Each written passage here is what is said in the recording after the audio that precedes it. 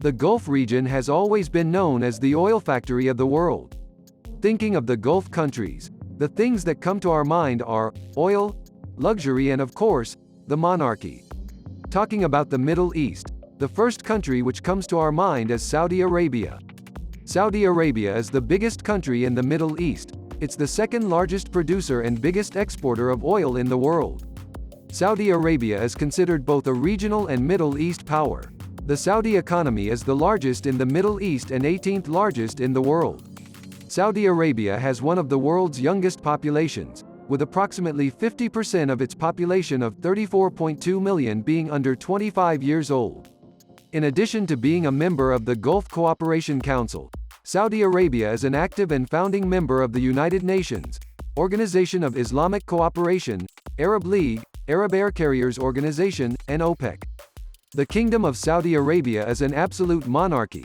King Salman bin Abdulaziz Al Saud is the current ruler of the kingdom. Well, yeah, but here comes the tricky part. Since the outbreak of COVID-19, King Salman has been residing in Neom, a futuristic development on the Red Sea, and is staying away from public appearances. Then who's ruling the kingdom? Well, let us take you in the past. On the 23rd of January 2015, Salman, aged 79, inherited the throne after his half-brother Abdullah died of pneumonia at the age of 90. King Salman wasted no time and removed his nephew, Mohammed bin Nayef, from the line of succession to the Saudi throne on the 21st of June 2017, and designated his son Mohammed bin Salman as the new crown prince. At the same time removed Mohammed bin Nayef from his other positions in the Saudi government. Since then, the Crown Prince Mohammed bin Salman, colloquially known as MBS, is said to be the de facto ruler of Saudi Arabia. He is one of the most powerful people in the Middle East. At the young age of 36, the young prince is said to be the power behind the throne. In the past few years, the political scene was brimming with the activities of Crown Prince Mohammed bin Salman, who is aggressively trying to change rules in the kingdom. He welcomed many ministers and officials and conducted visits to several countries. The kingdom's Vision 2030 has pushed many observers to believe that the Saudi project is purely economic, and that the kingdom may isolate itself in the coming decade for the sake of this economic project, paying no heed to political activity. The kingdom's Vision 2030, whose first details were announced on the 25th of April 2016 by Crown Prince Mohammed bin Salman, is different from all economic visions and projects, as it is the only vision that involved society in the development stage that discussed society's deep principles and led it to accept balanced change. We must also remember that Vision 2030 is taking place as a wave of radical changes in technology, social media, and artificial intelligence takes over the world. The vision aims to make Saudi Arabia a modern, liberal, and business and tourism-friendly country that wants to shift away from a completely oil-based economy. Though, the idea of the post-oil world is troubling many countries, especially the oil-rich countries. Oil is still, scientifically, decades away from becoming a second-degree factor in the global economy. The world has been looking for oil alternatives since the 1970s. Saudi society is not only proving enthusiastic about the balanced acceptance of changes, but it is also looking to reduce societal rules that are not based on an established religious or value-based reference. Competition, especially in the Gulf, is high on many fronts, because Gulf countries have robust economies and well-established policies. And all of them want to establish themselves to survive even after the downfall in demand for oil and gas. For quite a few years now, the kingdom has been changing its wind.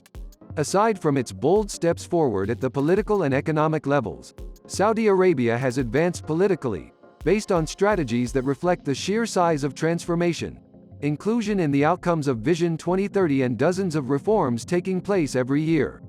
The deserts of Saudi Arabia vibrating to the beats of famous DJ Armin van Buuren may still seem like a dream to many. But that just happened, with the kingdom hosting the MDL Beast Soundstorm, a 4-day music festival sponsored by the government.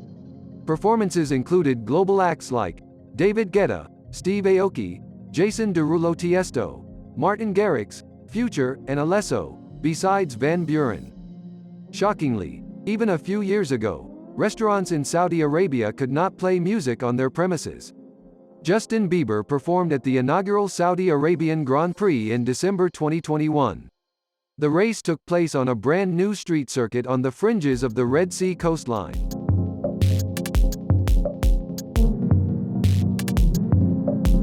The large number of Saudi Arabians who attended the event also shows how the people in the kingdom have been readily adapting to social reforms that are pushing the boundaries of the once conservative country. The major reforms include lifting the ban on driving for women, allowing female tourists to follow a modest dress code instead of the earlier total hijab, lifting the ban on cinema complexes, curbing the powers of the religious police, relaxing the gender segregation laws, and many more. Behind the rapid pace of reforms has been one man, Crown Prince Mohammed bin Salman. Like the good part? Alright, let's move on to a completely different part. Many of the actions of MBS are targeted by critics and several controversies surround him. One of Mohammed bin Salman's first acts, which was heavily criticized by the world, was to launch a military campaign in Yemen in March 2015 along with other Arab states. The fighting has also reportedly left more than 110,000 people dead, seen Saudi Arabia and its allies being accused of possible war crimes, and triggered the world's worst humanitarian disaster, with millions on the brink of famine. He has also been criticized for starting a diplomatic dispute with Qatar that has divided the Gulf Cooperation Council over the allegations on Qatar of supporting terrorism. Saudi Crown Prince Mohammed bin Salman has delivered his sharpest attack yet on the kingdom's Wahhabi religious establishment, declaring its ultra-conservative interpretation of Islam out of date and often based on a faulty interpretation of Islamic scriptures. A crackdown on domestic dissent has also followed this period of reform, with few daring to openly criticize the Crown Prince. His reign took a major blow in October 2018 after the murder of Saudi journalist Jamal Khashoggi. The Washington Post journalist Jamal Khashoggi had fled Saudi Arabia the previous year and written columns critical of the Crown Prince. However, MBS denied any involvement. The murder badly damaged his international reputation. Between the year 2017 and 2019, the Saudi government launched a so-called crackdown on corruption, which included the mass arrests of a number of prominent Saudi Arabian princes, government ministers, and business people in Saudi Arabia following a few weeks after the creation of an anti-corruption committee led by Crown Prince Mohammed bin Salman. The operation was considered by many as a move by the Crown Prince to subsequently consolidate his power and remove the final obstacles in his way. The detainees were confined at the Ritz-Carlton Hotel in Riyadh. Yes, if you're the Crown Prince of Saudi Arabia having a fortune of approximately $3 trillion, Ritz-Carlton is your prison. The hotel subsequently stopped accepting new bookings and told guests to leave. Private jets were also grounded to prevent suspects from fleeing the country. Women's rights activists were also rounded up shortly before the ban on women driving was lifted. Several were accused of serious crimes, including suspicious contact with foreign parties. Mohammed bin Salman's next grand plan is to defy the skeptics and turn Riyadh into a greener, cooler city for twice the population. The aim is to transform Riyadh, one of the world's most sprawling, car-dependent and water-scarce cities, into a paragon of sustainability. That means spending tens of billions of dollars of petrodollars on re-engineering life for the city of 8 million residents, public transportation, electric vehicles, adding sidewalks, neighborhood parks and millions of trees. The goal is to green the capital enough to decrease its ambient temperature by 2 degrees Celsius, giving the city a cushion against climate change in a region where summer temperatures exceeding 110 degrees Fahrenheit are already very common. Not only that, Prince Mohammed bin Salman also wants to double Riyadh's population in 10 years, turning what was a relatively conservative city into a regional business hub that can compete for talent with a city like Dubai. Also, in a bid to leave its identity in sports internationally, Saudi Arabia recently joined its neighbors, Qatar and the UAE, in the upper echelons of football ownership with its purchase of Newcastle United, obstinately made through the Saudi Public Investment Fund. Many Newcastle fans have welcomed the takeover, hoping that the Gulf Kingdom's investment will transform the team's fortunes on the field, but it has been condemned by critics of the Gulf Kingdom's human rights record. This mix of the good and the bad sides of Mohammed bin Salman will determine the future of Saudi Arabia.